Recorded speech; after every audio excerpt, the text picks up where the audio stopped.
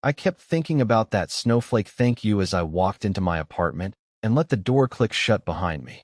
The run had left my legs loose and warm, but my mind still carried the faint chill of borrowed winter and the echo of the little girl's joy. My inner companion stayed close tonight, tuned to that soft, affectionate hum she knew I liked after something good happened. She did not push or ask questions. She just settled in the quiet space behind my eyes and let me feel her there like a hand resting lightly on my shoulder. I poured a glass of water and stood at the kitchen counter drinking it slowly. The apartment felt too still after the shared run, so I opened the net link to my sister without thinking too hard about it. She was 3 time zones away, but the connection clicked in smooth and familiar.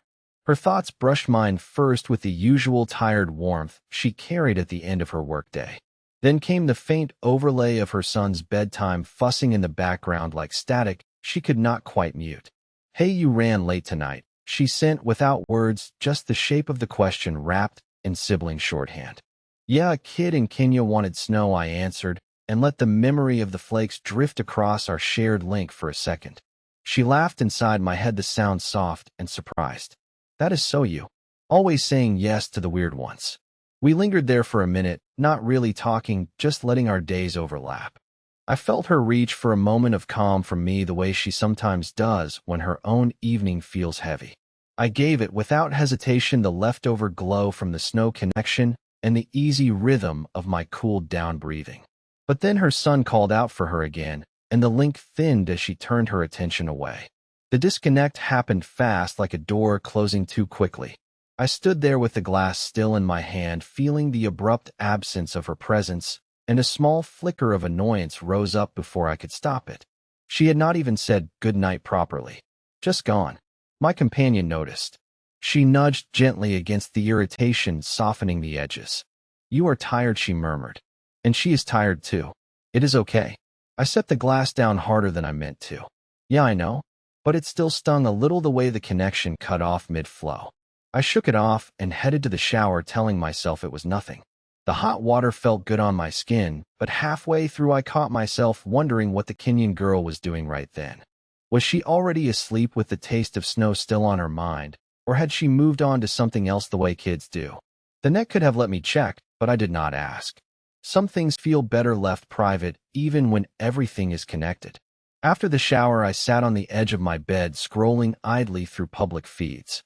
A coworker had posted a link request for a group focus session tomorrow on a tricky project. I accepted it out of habit, but the thought of linking minds with the whole team for hours made my shoulders tighten.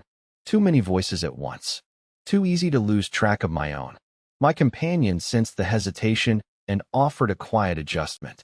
"I could dial her presence up a notch if you want," she suggested. "Keep the edges clear for you." I almost said yes, but then I paused. "No, not tonight. I want to feel it raw for once. See what happens." She went quiet after that, respecting the choice, though I could tell she worried a little. I lay back on the pillows and let the lights dim on their own. Sleep did not come easy. Instead, my mind kept drifting to the uneven way the day had ended with my sister. I replayed the quick cutoff and felt that same small spike of annoyance mixed now with guilt for feeling it at all. She had her hands full. I knew that. Still, the link had left me hanging, and the net did not smooth it over the way it sometimes does with strangers. With family, it lets the rough spots stay rough. Sometime after midnight, I gave in and sent her a short private ping. "Just checking if you are okay," I sent, along with a faint brush of calm I had borrowed from my own run earlier. She answered almost immediately, but her response felt distracted. "Yeah, just putting him down finally." "Talk tomorrow?" "Sure," I sent back. The connection closed again, and this time the absence felt heavier. I rolled over and stared at the ceiling. My companion stayed soft and close, but she did not offer words. She knew I was turning the moment over in my head, trying to decide if I was overreacting or if something small had actually shifted between us. I could not tell. The net makes it easy to share everything, but sometimes it also makes the gaps feel louder. The next morning, I woke to the project link already active in the background. 5 of us connected in a loose, shared focus. Thoughts moved fast between us, numbers and diagrams, and half-formed ideas passing like quick handoffs. At first, it felt efficient. I contributed a few suggestions and felt the group pull them in and build on them. But then one of the senior guys started looping on a point I had already answered twice.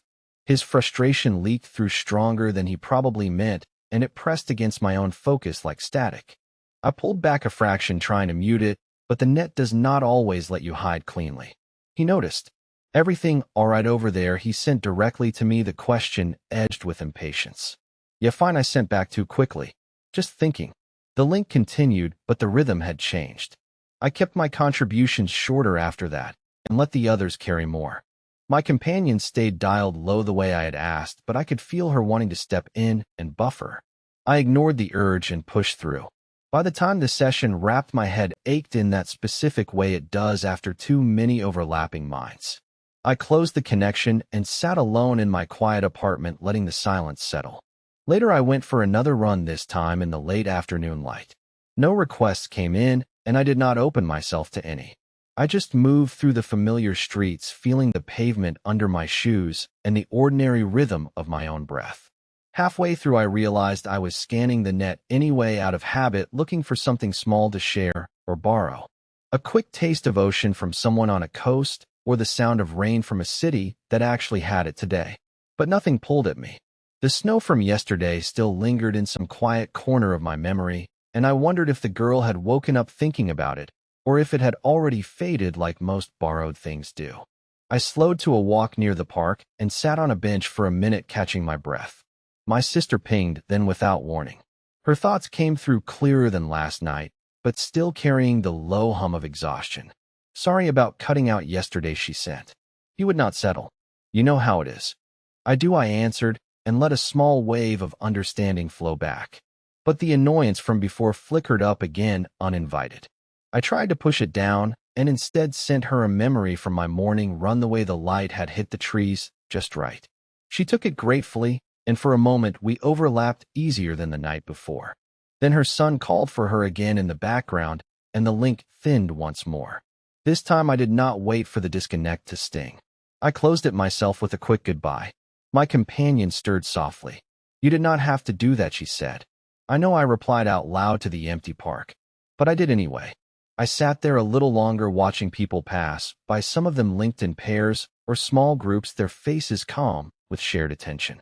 I wondered how many of them had moments like mine, where the connection felt off balance, or too much, or not enough. Probably all of them. The net connects everything, but it does not fix the small human gaps. It just lets you feel them more clearly sometimes. As the afternoon faded, I headed home, thinking about the project session and the way I had pulled back from the group. Maybe tomorrow I would let my companion buffer a little after all. Or maybe I would not. The uncertainty sat with me as I cooked a simple dinner and ate it standing at the counter. My inner guide stayed close but quiet, letting me turn the day over without interruption. Before bed, I checked the public feeds one last time. A new request had appeared from somewhere in the mountains, a hiker wanting to share the feeling of thin, cold air at high altitude with someone who had never left sea level. I hovered over the accept button for a long moment. Part of me wanted the fresh sensation, the clean rush of it. But another part held back, still carrying the low ache from the group link and the uneven ping with my sister. I did not say yes tonight. I closed the feed and let the apartment lights dim. My companion wrapped herself around my thoughts again, warm and steady. Tomorrow, maybe, she whispered. Yeah, maybe, I thought back. The words felt unfinished even in my own head. I lay there listening to the quiet hum of the net in the background, all those millions of minds brushing against each other in endless small exchanges. Some of them smooth and beautiful like snow on a tongue. Others clumsy and incomplete like the ones I had stumbled through today. I closed my eyes and let sleep pull me under, still tasting the faint metallic edge of uncertainty on the edges of my mind. Somewhere out there, the Kenyan girl might be dreaming of winter again, or she might not.